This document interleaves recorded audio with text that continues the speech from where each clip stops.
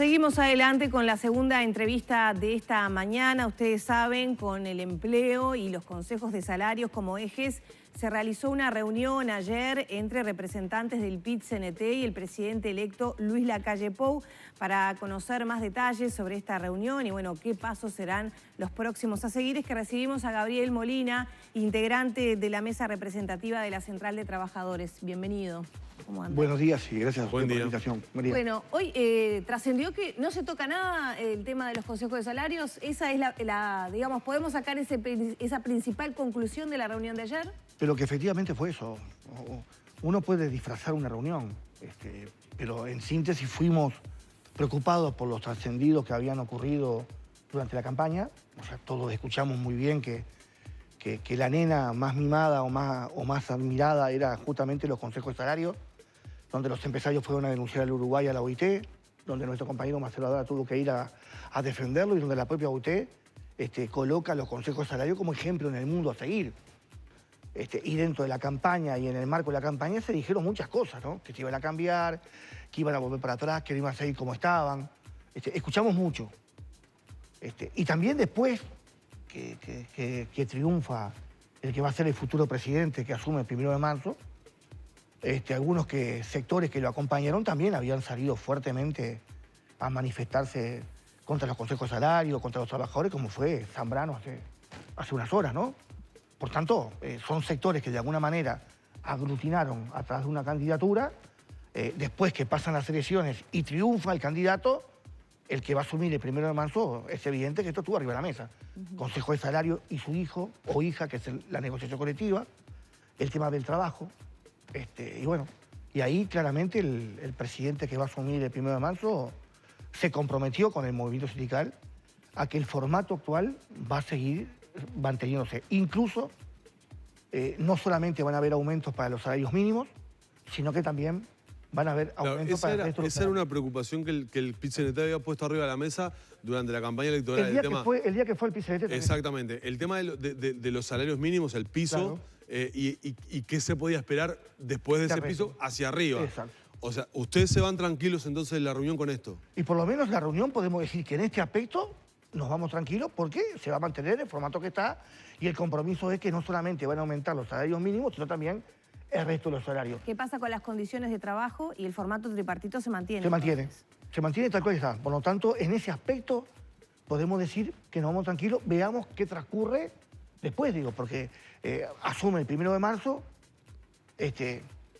hay algunos sectores que ya se reunieron, ayer se reunió con un solo Uruguay fue con un planteo, por lo menos por lo que escuché en el Canal 10, bastante importante, reclamando un montón de cosas, incluso rechazando los consejos de salario y la negociación colectiva, porque les molesta las 8 horas del trabajo rural. O sea, no voy a repetir cosas que ya conocemos, está bueno colocarlo. El gobierno que va a asumir a través de su presidente a partir del 1 de marzo se comprometió con nosotros de mantener esto como está. Ayer, Mieres, cuando terminó la reunión, después que salieron los voceros del PIT-CNT, que salieron ustedes, que hablaron Pereira y Marcelo Abdala, Mieres hablaba de que ratificaba lo que habían dicho Pereira y Abdala justamente minutos antes. Lo que hablaba es de que en algunos sectores o en alguna oportunidad se pueden encontrar algún tipo de flexibilización en la negociación. Concretamente, ¿en qué aplicaría esa flexibilidad de la negociación? Esa es la parte que tenemos que profundizar. Porque se comentó así, pero quedó así. O sea, ¿qué es flexibilizar? Flexibilizar es lo que hizo Bolsonaro en Brasil, por ejemplo. No estamos de acuerdo. Rechazamos totalmente de plano. Si eso es flexibilizar.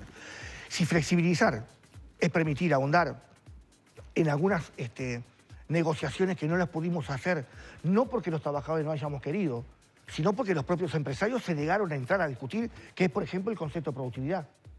Estamos dispuestos a discutir todo nosotros. Y así lo planteamos. Evidentemente, los empresarios que tampoco tuvieron tiempo de reunirse con el que va a ser el futuro presidente, porque estaban todos de licencia y descansando, en la próxima reunión que tengan con el presidente, que va a asumir de nuevo el 1 de marzo, porque todavía hay un gobierno que está actuando, es evidente que que estas cosas van a estar. Nosotros lo que planteamos justamente es lo que se comprometió. El concepto de la regionalización quedó descartado, es decir, nosotros lo rechazamos.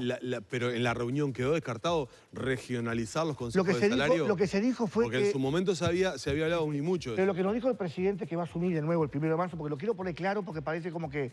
Y las cosas son tal cual son. Nos reunimos con un presidente que va a asumir y en forma respetuosa el movimiento sindical aceptó la invitación porque corresponde que así sea. Y a nivel de lo que fue el planteo de la regionalización, el presidente, que va a asumir de nuevo, lo repito, nos dijo que está difícil para volver a discutir eso o comenzarlo, que por lo pronto quedará para un futuro o veamos qué sucede. Digo, la reunión en ese aspecto fue buena. Hay que ver después qué acontece cuando suma, ¿no? ¿Se fueron satisfechos de la reunión? De la reunión, sí, claro. Digo, es normal, Lorena, que así sea. Cuando uno hace acuerdo, hace acuerdo. Cuando no se acuerda, se moviliza y pelea, como siempre lo hemos hecho los trabajadores.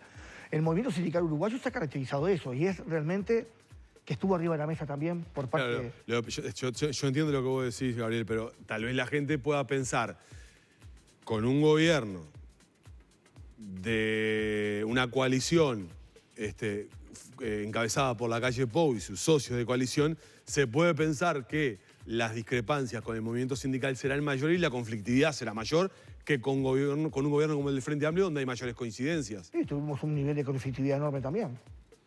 Hagamos un resumen de lo que fueron los 15 años con el Frente Amplio, a ver cuántos paros hasta de 24 horas realizamos. Pero el televidente te puede llegar a decir, si esto fue con el gobierno del Frente Amplio, imagínate lo que viene. Pero lo que viene, hay que ver lo que viene. El movimiento sindical no va a ser palo en la rueda las cosas que de alguna manera se planteen y que efectivamente sean beneficiosas para los trabajadores y para el país. No lo hicimos nunca. O sea, ustedes parten de este 1 de marzo sin un preconcepto de movilización y de palo en la rueda. No, eso está claro que no. Así quedó claro. Y así se lo planteamos a Luis Alberto Lacalle Pou, que va a subir el 1 de marzo, se lo planteamos así, conjuntamente con Mario Aristi, con Pablo Mieres, con Azucena y con Álvaro Delgado, que estaban presentes en la reunión.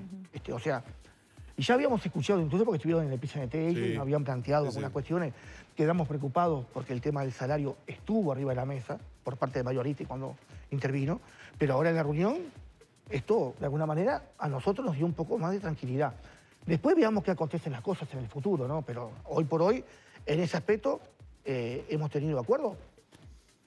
¿Qué pasa con las ocupaciones? ¿El tema estuvo presente en el Estuvo presente el tema de las ocupaciones, así lo planteó Luis Alberto Lacalle Pou, donde dijo claramente que se va a eliminar el decreto de las ocupaciones, cosa que nosotros... Ya lo había anunciado previamente. Sí, pero no nos quita el sueño. Con decretos y decretos los trabajadores, cuando es necesario hacerlo, porque yo siempre digo, hagamos una historia, ustedes tienen más posibilidades que yo, de cuántas ocupaciones se desarrollaron en el Uruguay.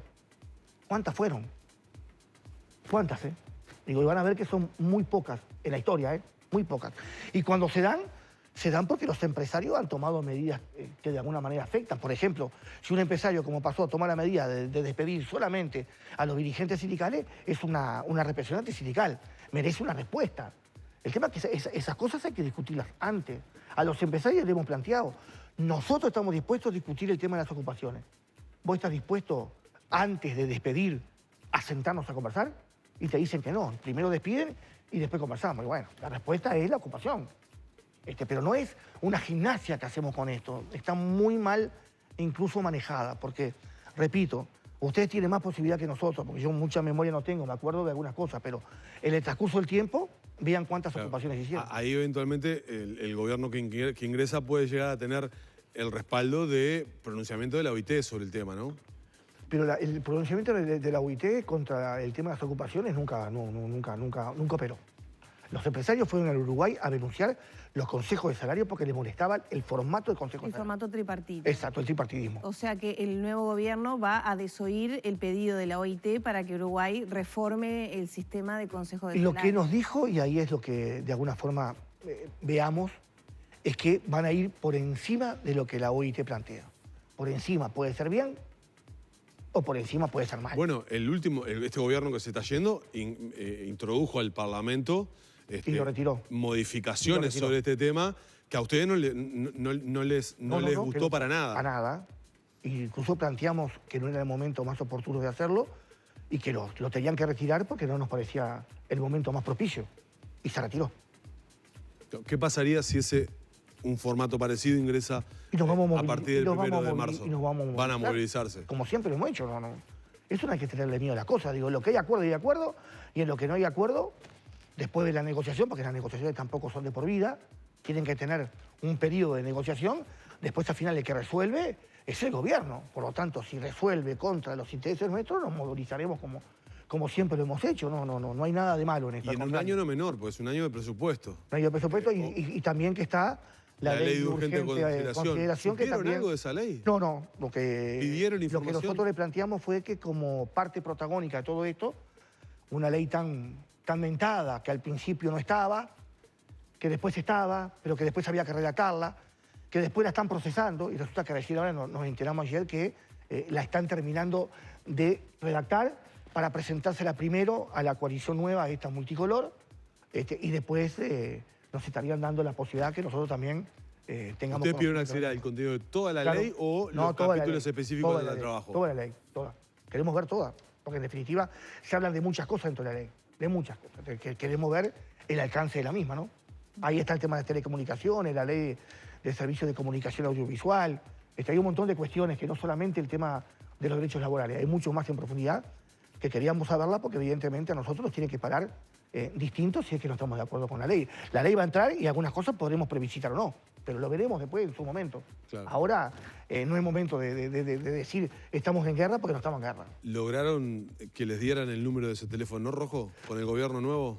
Sí, el famoso WhatsApp rojo. Sí, el WhatsApp rojo. Lo que plantearon ahí es que justamente están abiertos al diálogo, cosa que nosotros sabemos hacer también. Nosotros somos negociadores también. Y diálogo hemos tenido fluido. Una cosa es estar abierto al diálogo y otra cosa es tener comunicación directa, ¿no? Pero creo que ese llamado teléfono rojo. Claro, ¿Quedó instalado eso? Hay que aprender de eso, porque en los últimos 15 años, más allá de que tuvimos contacto siempre con Jorge Valle, incluso en el 2002, en la crisis más grande que se tuvo en el Uruguay, estuvimos hablando personalmente. O sea, línea directa y una comisión que trabajó para que el país saliera de la crisis. Después, en estos últimos 15 años de gobierno, es evidente, porque sería mentiroso de nuestra parte no decirlo, hemos tenido un contacto mucho más que fluido, desde el presidente de la República hasta los ministros. Y eso habla bien y hace bien, porque abre ámbitos antes de que exploten las cosas para ver hasta dónde podemos llegar a mejorarlo. Eso se planteó que se va a mantener. Por lo tanto, para nosotros está bien que haya un teléfono en el cual podamos llamar ante algún problema y que ellos también tengan un teléfono ante alguna dificultad para poder conversar antes de que explote todo. Digo, me parece perfecto, esto está bien. Después te pones de acuerdo o no, pero hablar antes nos parece perfecto. ¿El tema de un eventual tratado de libre comercio con Estados Unidos también estuvo ayer en la mesa? No estuvo, pero nosotros le planteamos incluso que nuestra opinión al formato de los TLC es contraria, ¿no? Porque es peligroso realmente para los intereses y el futuro del país. Si hay un país en América que está tapado de TLC, es Chile. No puede producir una aspirina Chile. O sea, tiene un problema real. Los problemas que están viviendo es producto de que no tiene desarrollo industrial. No tiene. Incluso las minas de cobre fueron privatizadas, por decirlo de alguna forma. Entonces, digo, hay que ver hasta dónde van. Nosotros con los TLC hemos tenido opinión contraria. Me acuerdo cuando el gobierno de Tabaré quiso incluir una discusión con un TLC con Estados Unidos, nosotros nos opusimos fuertemente por el formato y por los contenidos que tenía el TLC, donde hipotecaba el desarrollo del país. Ahora la opinión nuestra es la misma. Eso no quiere decir, y lo quiero dejar bien claro, que el movimiento sindical esté cerrado a que el país se abra al mundo, porque eso sería hipotecar también el futuro del país. Pero no firmar cualquier tipo de TLC que termine hipotecando el futuro del país también. O sea, ¿habría alguna categoría que sí podría aceptar el PIT-CNT? Y por supuesto que sí. El TLC, por ejemplo, el TLC con el... ¿Y si el Mercosur es el que hace el acuerdo? Firmó con la Unión Europea, por ejemplo, a Uruguay no le hace mal, creo que lo beneficia. Hay cosas que quedaron afuera de ese formato porque entendíamos que había que cuidarlas y quedaron por fuera. En esa situación... ¿Y si es el bloque regional del Mercosur el que hace ese acuerdo? Y si es el bloque regional del Mercosur, que está bastante debilitado hoy por lo que todos conocemos, evidentemente que no va a mirar de costado a Uruguay. Y ahí está el peligro también que estamos entendiendo. El Mercosur como tal puede hacerlo, pero siempre tendríamos que estar discutiendo hasta dónde alcanzan los beneficios para los países que de alguna forma somos más chicos, ¿no? En ese sentido, ¿no? Nosotros somos un país chico, que ha crecido fuertemente, hay que reconocerlo eso, incluso por los datos que nos han llegado, que están en la página del Banco Central y del Ministerio de Economía, ha crecido un 0,9% en un momento muy complejo también. O sea, no es un país que esté muy complicado del punto de vista de su economía, ¿no? Financieramente hablando. ¿Cómo ven los datos de desocupación que hay? Y los datos de desocupación son complicados. Nosotros lo venimos sosteniendo desde que empezaron a aparecer. Y yo lo quiero colocar porque fueron decisiones políticas que tomaron las diferentes cámaras empresariales. Acá hubo un aceleramiento, los despidos, 3 meses antes de las elecciones. Eso es una realidad. Y nosotros queríamos intentar negociar en el Ministerio de Trabajo y con algunos empresarios era imposible. Algunos nos llevaron a decir que fue una decisión política comenzar a despedir gente porque quieren que este gobierno se vaya. Así lo dijeron, ¿eh? No estamos diciendo cosas que nosotros inventemos. Nos lo han dicho y a nosotros realmente nos preocupaba porque el movimiento sindical, ¿qué puede hacer ante una decisión de los empresarios de echar gente? Movilizarse, ocupar lo que podamos ocupar. Y después ellos denuncian y la justicia te saca. Pero en definitiva ha habido un crecimiento muy grande de la pérdida de fuentes de trabajo y por ende de la desocupación. Ustedes dicen que muchos de estos números de desocupación fueron intencionalidad empresarial para incidir políticamente. Lo han dicho, lo dijeron. Lo dijeron en las reuniones, no es una cosa que a mí se me ocurra. Lo dijeron, lo escuchamos nosotros. Lo dijeron y lo manifestaron y lo hicieron, de hecho. ¿Empresarios les dijeron? Pero bajo ese precepto, entonces, esto se tendría que revertir a partir del 1 de marzo. Y lo que pasa es que ahora quiero ver qué va a suceder con todo esto cuando los empresarios se reúnan con el presidente de la República. No se han reunido todavía, ahora actualmente. Hay que ver qué sucede después de esta reunión. Por eso nosotros decimos, la reunión que tuvimos fue buena desde el punto de vista de los consejos de salario y de negociación colectiva, sí. La reunión que tuvimos ayer fue buena respecto a lo que va a ser los aumentos salariales, sí. La reunión fue buena respecto a la comunicación que tenemos que tener y al diálogo, sí. Esperemos a ver qué acontece la cosa. ¿Cómo ven la designación de Mieres y de Arizzi en el ministerio? ¿Qué les parecen esos nombres? No sé, veamos. Digo, a Mario Arizzi lo conocemos hace mucho tiempo. Digo, es un hombre que por más que podamos tener diferencias conceptuales y políticas, es un hombre que se puede hablar. Es una persona en la cual podés discrepar y se puede acordar también sin necesidad de firmar nada. Podés tener diferencias abismales, pero respeto a la hora de la discusión. Así lo ha manifestado él también en las reuniones, el respeto que tiene por el PICNT. Resaltaron que hay que defender a nuestro PICNT, que es el único país en el mundo que tiene un solo movimiento sindical. ¿Y la figura de Mieres? Y nos cuesta. Y la figura de Mieres es el ministro de Trabajo, es dialoguista también, es un hombre que le gusta negociar y hablar, está abierto a eso. O sea, todavía no... con menos entusiasmo con Mieres. Todavía no han asumido, esperemos que asuman, digo, pero la reunión fue buena en ese contexto, digo, nosotros no fuimos a esperar otra cosa que no sea justamente Gabriel, esto. Sin cassette, sacate el cassette.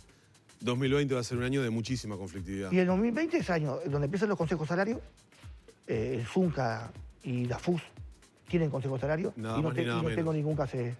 Nada más ni nada menos. No, digo el discurso, a veces hay un discurso políticamente correcto. Y lo otro es que es un año también que va a ser presupuesto. O sea, vamos a tener presupuesto nacional. Digo, todos los años que hay presupuesto nacional son los años que hay mucha más conflictividad. No importa el gobierno, con el gobierno que está, año de presupuesto, año de lío. Parece que fuera así, es así. Pero en este caso es así. Presupuesto, movilizaciones. Van a ver. El tema es que nosotros las movilizaciones, siempre digo lo mismo, ¿no? O sea, muchos compañeros y compañeras. El movimiento sindical uruguayo moviliza, cada vez que se moviliza, 30.000, 35.000, 25.000. Y no hay un problema. No hay un solo problema. No hay un disturbio. Ese era otro tema que quería preguntarte, porque hemos visto en países de la región movilizaciones importantes, contrarias a gobiernos o a movimientos políticos que han terminado en desbordes sociales muy, pero muy graves. Los ejemplos sobran en América.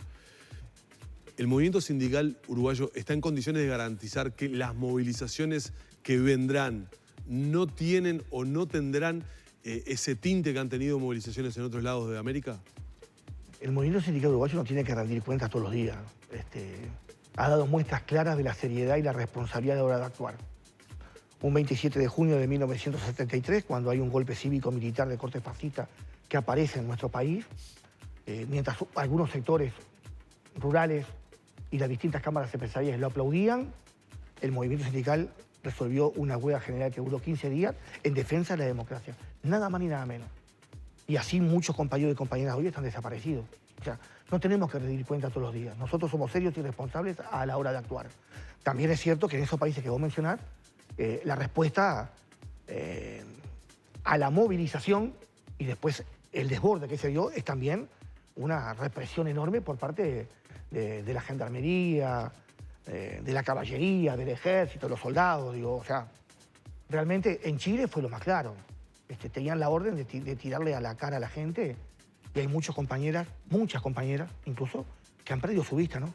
Sí. O sea, hay una represión muy... Yo veía un informe en Chile, la cantidad de personas lesionadas. Y Bachelet no sé dónde estaba. Fue tremendo. No sé dónde estaba, porque le costó sacar un informe al respecto de la represión, ¿no? Pero que tome un tinte de esas características, pensás que no va a pasar. Pero no, es impensable en el país en el cual estamos. Es impensable. Es impensable. Es un país que de alguna manera tiene fuertes valores democráticos. Los tenemos. Nosotros no compartimos acciones de violencia a la hora de movilizar. Siempre decimos lo mismo, hemos aprendido de muchos compañeros viejos que no están, que no es el discurso más duro o las palabras más duras, sino lo más duro es cuánta gente colocase atrás de una plataforma en defensa de los intereses de los trabajadores y por ende del pueblo. Y eso es lo que históricamente el movimiento sindical ha hecho, se movilizó. Moviliza más de 30.000 personas y no hubo un solo problema. De acá en más tampoco lo va a haber, siempre fue igual. Molina, hablábamos de que después de la reunión de ayer, bueno, queda el diálogo abierto, fue un primer paso, digamos, positivo. Hablamos de que 2020, por las características que tiene este año de presupuesto, de Consejo de Salario, va a ser con mucha movilización. ¿Qué se le dice al asalariado que tiene un salario medio de Uruguay? ¿De qué puede esperar para el futuro inmediato? Si me permitís algo, porque nos quedó pendiente discutir el papel de las empresas públicas, ¿no? En un nuevo gobierno que ha tenido una opinión distinta, ¿no? Y nosotros en ese marco queremos discutir con él por el papel que las propias empresas públicas han tenido en lo que es el crecimiento de la economía del país a través de la inversión. Y a su vez también que los servicios hoy están al alcance de todos, al punto tal que Antel hoy en el mundo es una de las mejores empresas en el tema de telecomunicación. A los trabajadores y trabajadoras de nuestro país, lo que le podemos decir es que el movimiento sindical va a defender todas las conquistas que hemos tenido, incluso la defensa del salario, que es lo más importante para asegurársela para el futuro. Y para eso, evidentemente, están los consejos de salario, está la negociación colectiva y está, de alguna forma, los sindicatos que tienen que, los más poderosos, defender a los más débiles, porque ese es el formato que se va a mantener. Esperemos que lo que se dijo a partir del 1 de marzo continúe y bueno, y este año vamos a tener ejemplos concretos, porque el Zunca tiene ya que definir su consejo de salario y empiezan sus negociaciones conjuntamente con la FUS. El año que vienen las empresas públicas. O sea, vamos a tener años moviditos, como siempre lo hemos tenido, en el marco de la democracia, la cual defendemos institucionalmente. Y de hecho, dimos muestra de que hacemos más que hablar a la hora de salir a defenderla. Tenemos que cerrar 30 segundos en el final y en el cierre. ¿Le sorprendió al movimiento sindical la propuesta del nombre de Fernando Pereira como posible candidato a la intendencia? Y no, digo, para nada. Es evidente que hay que tener mucho cuidado con algunas cosas, ¿no? ¿A qué se refiere con eso? Y hay que tener cuidado. ¿Cómo se manejan los nombres? Cómo se manejan los nombres, después cómo salen, cuando se hacen públicos. Terminan lesionando muchas veces a las personas. Y eso ¿No es bueno que se haya filtrado el nombre de Pereira, entonces? No es bueno, ¿no? No es bueno. ¿La central no estaría de acuerdo con esa candidatura? ¿Quién? ¿La central sindical no estaría de acuerdo? Es que la central no puede acompañar ninguna candidatura. Puede ser nuestro más querido compañero, como fue Juan Castillo, candidato. Y muchos lo iremos a votar o no. Pero no vamos a decir que... No, puede no acompañar, claro, pero otra cosa es estar de acuerdo o no. Yo pregunto si... Pero es que la opinión de estar de acuerdo o no con un candidato de la central es responsabilidad del candidato. La central no puede salir a acompañar... Pero el manejo político que se hizo, entonces, en este caso, usted está totalmente de acuerdo, en desacuerdo. Es claro, así como se manejó, sí, porque lastima a la gente. Lastima a hombres y compañeras, lastima a mujeres. ¿Lo pone en una situación incómoda, Pereira? Y claro, lo ha puesto muy incómodo y lo ha puesto muy expuesto. Muy bien. Molina, gracias por favor, por habernos acompañado y por aceptar la invitación para acá. Por favor, estamos a la zona como siempre. Cerramos la entrevista con Gabriel Molina para acá.